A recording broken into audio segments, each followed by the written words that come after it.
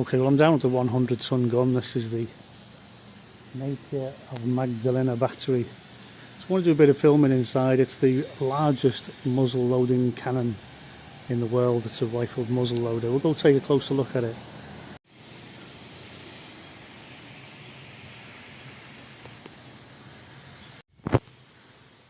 So there's a diagram of what you're about to see. It's this enormous rifled muzzle loader. That's what RML stands for. 17.72 inch caliber, installed in 1883. Look at the size of that. Okay, so I'm guessing this is the bullet. I don't think bullet's the right word, is it? Projectile. Now I like that. That's a 303 Bren gun from World War II. When I was in the army, we had the gun converted to 7.62 NATO, but it was the same gun.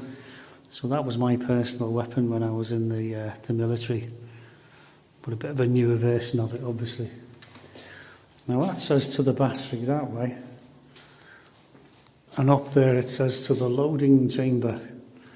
Because if we look on this diagram here, you have to tilt the gun one way to ramrod it and load the explosives and things, and tilt it the other way to put the shell in, and then it took a while to fire, that's for sure. It says mind your head. Squeezing through this little hole. Right, that is the ramrod. Goes right back down there. So the gun barrel would have come up to that hole there. And I guess the powder came up from down below. Making this up as I go along, I'm pretty sure I'm right. So there's the gun out there. And it would have had to swivel up to this point to get the charge and the ramrod shoved down the barrel. And we're in a concrete bunker here by the looks of it. There is another gun like this that's in Malta. It's the only other one I know of in the world. Okay, so I'm back at the Bren gun position. I'm walking to the battery. So obviously they had to build this fort around the gun, really. That's a ladder going up to where we've just been. And we should take us outside now. Have a look at the gun itself. Viewing platform. Oh, do we go this way or that way?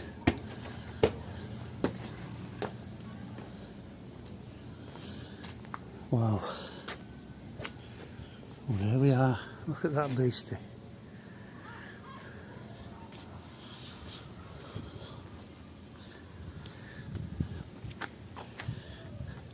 Now this is one of the last of the rifled muzzle loaders. By the time they brought this out, it was already obsolete, and they were building breech loaders. So where we were looking at the loading room would have been over here. So the gun would have swiveled round, I would have thought.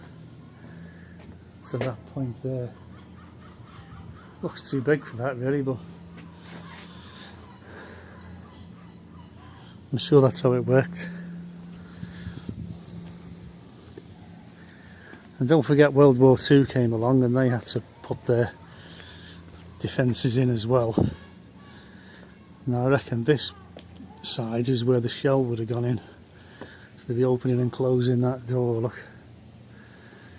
And pushing the shell down the barrel. So it'll take a while to reload this thing.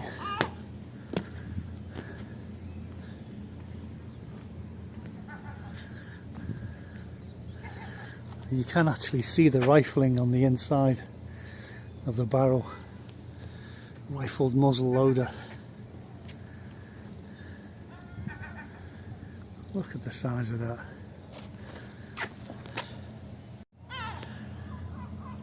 Now I don't want to raise up concrete bit here, so there's my hand the comparison to the size of this gun. And this is World War II. This is obviously some sort of anti-aircraft gun, I think, or I'm not sure. Like I said, I'm not really that familiar with field guns, artillery guns or anti-aircraft guns, but it's not got a massive bore on it, has it? By the looks of it. So this will have been installed during the war. There's the pedals there, look, for winding it up and down. I dare say there'd be another set of pedals for turning it left and right.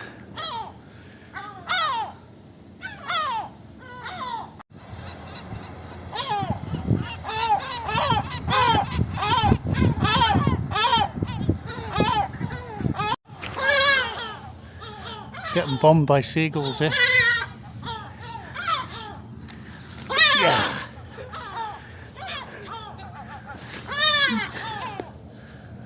Yeah, the gulls taking umbrage to my presence, and they swoop you. So I was waving my crash helmet in the air, trying to smash it in my beak. Don't like seagulls. But what an interesting place. The 100-ton gun. It was obsolete, like I say, by the time they put it in. But they'd sold the Italians a few guns already, so they didn't want to be outranged. So they put these in, and I don't think they ever fired them in vain. There was two. One up by the Alameda Gardens where the fire station is now. In fact, this gun was there. And the other gun's here. And they did load this gun up and fire it, and it cracked. It cracked the barrel, and it cost a fortune in gunpowder just to fire it once. And so they got rid of it, brought this one down from the Alameda Gardens, from the Victoria battery, where they were building the fire station. Put this one here, and don't think they've ever fired it since. Well, there you go. The 100-ton gun in Gibraltar. And that's nice, isn't it? It's got a coffin on the top. I'm not sure about the coffin, but I like the gun.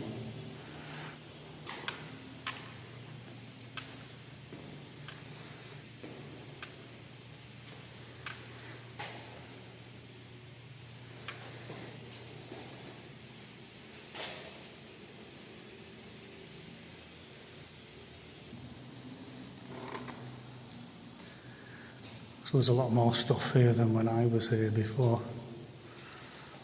I've not been for ages though, it's been years since I've been here. These are a lot more modern. I don't know anything about field guns, so I couldn't tell you if this was a modern one. It looks sort of Second World War to me, but I don't know. That's the answer to that.